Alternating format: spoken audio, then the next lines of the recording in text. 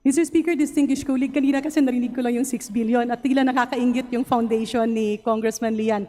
Yung foundation niyo po ay namimigay ng tulong at ang 6 billion ay nanggaling po sa inyo. Opo, at wala pong kontraktor na nagbibigay sa akin ng suporta para sa eleksyon. You Yun ang have punto 1 ko. minute, honorable members. Please wrap up. So, Mr. Speaker, may I reiterate, ang 6 billion po ay donasyon nyo. In cash and shares, at hindi ko po natapos pa ang aking bigayan. Tuloy-tuloy ang libreng serbisyo medikal. Nakaraang linggo, nagbigay po tayo ng libreng serbisyong medikal sa medical mission sa aking distrito. Meron din tayong relief goods na inihahanda para sa darating na typhoon season. At kahit walang eleksyon, natutuwa lang ako na mamigay ng pera na alam ko ay galing sa malinis na panggagalingan. At pag sinabi niyo pong malinis na pinanggagalingan, saan po ito nanggaling, Honorable Lian? Binenta ko ang shares sa aking kumpanya at ako po ay may business career na nasa public record at Ano pong kumpanya ito, Mr. Speaker? yung SP New Energy Corporation na binenta ko sa Meralco na lahat po ay nasa public record. Thank you very much, Mr. Speaker. Sa atin, of course, kagalang-galang na kulig. Sana hindi mo masamain yung motion. Mr. Speaker, just to clarify, hindi ko po kinukontra. In fact, I'm a very good friend of the Honorable Leviste. But the only reason that I had to amend the motion of the Honorable Ridon is that meron po tayong proseso. And it's for the best interest of the Honorable Leviste to file a case, produce the evidence, rather than taking the rostrum and making allegations that cannot be documented. Pero ibalik po natin, Mr. Speaker, pasensya na po kong Lian, meron po ba kayong away na politika sa Batangas? Or kayo po ay magkakasama?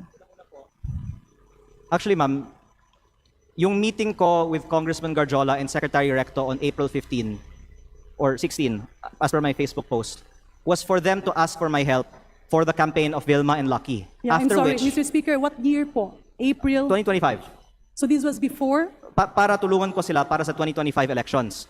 Dahil ang panalo ni Vilma kay Mike Rivera ay 7+% lamang. At nanalo siya sa aking distrito at natalo pa nga siya sa ibang mga distrito. Kaya pwede kong sabihin, kaya siya nanalo dahil sa panalo niya sa aking distrito. Ako po ay may 75% ng boto, siya ay nakakuha ng 42% ng boto. Pero yung siguro relasyon namin ay naging fractured dahil baka feeling threatened. Siguro, just my speculation, and sorry to delve into speculation, sila pagkatapos ng eleksyon. At ang isang halimbawa nito ay noong April 24, bumisita si Pangulong Marcos para sa bawat barangay makikinabang sa Batangas at may 84 barangays na hindi binigyan ng kanilang 200,000 pesos. Matanong ko po, Mr. Speaker, 84 lang po ba ang hindi nakatanggap sa Batangas? Kasi dito sa records ko, lumalabas na 95. Yung sa ibang distrito, hindi ko na po alam. Pero yung 84 na to ay lahat ng barangays sa dalawang bayan na nagsasabi, nag-submit sila, meron din kaming screenshots ng kanilang group chat na in-acknowledge na nag-submit sila, pero gumawa ng bagong group chat ang Liga ng Barangays ng Batangas na hiwalay sa dalawang bayan na to at sinabi daw na para lang sa mga bayan na ito ang bigayan. At sinabi sa kanila na ang Office of the Provincial Governor ay magdedesisyon kailan ibibigay yung 200,000 pesos sa mga barangays na ito. Yeah. Balikan ko lang po yan, Mr. Speaker, distinguished colleague. Honorable Lian Leviste, ito bang 200,000 sa bawat barangay?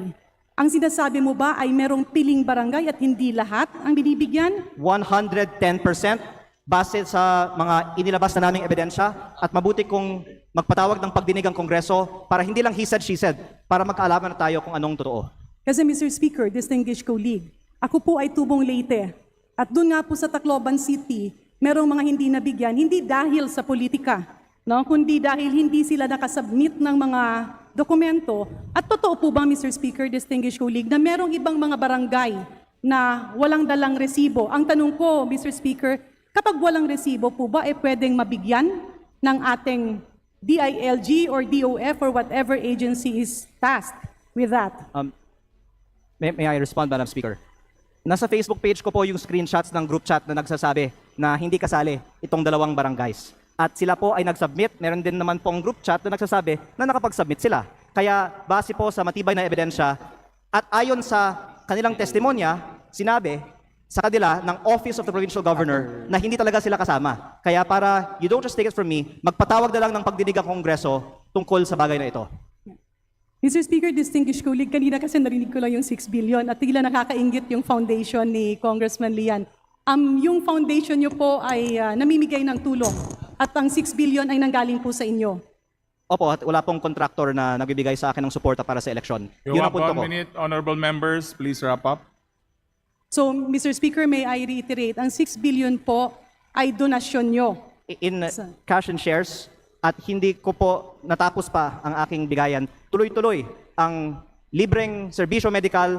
Nakaraang linggo, nagbigay po tayo ng libreng serbisyo medikal sa medical mission sa aking distrito. Meron din tayong relief goods na inihahanda para sa darating na typhoon season.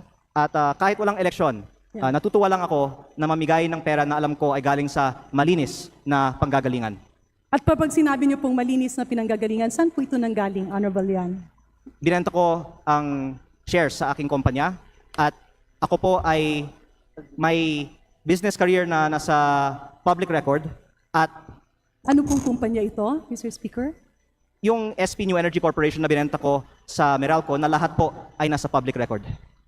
At dito po Madam nanggaling. Deputy Speaker, I believe we have exhausted too much time in this topic. Thank you very much. Please wrap Pero up. Yes, nananawagan last din ako na question. gumawa ng pagdinig Last ang Kongreso question, tungkol Mr. sa tagong Speaker. yaman ng ibang Majority mga Leader. kongresista.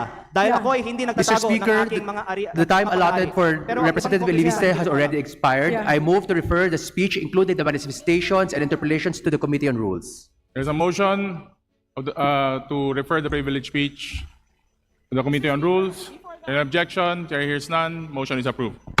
Majority Leader, I move to suspend the session. session suspended.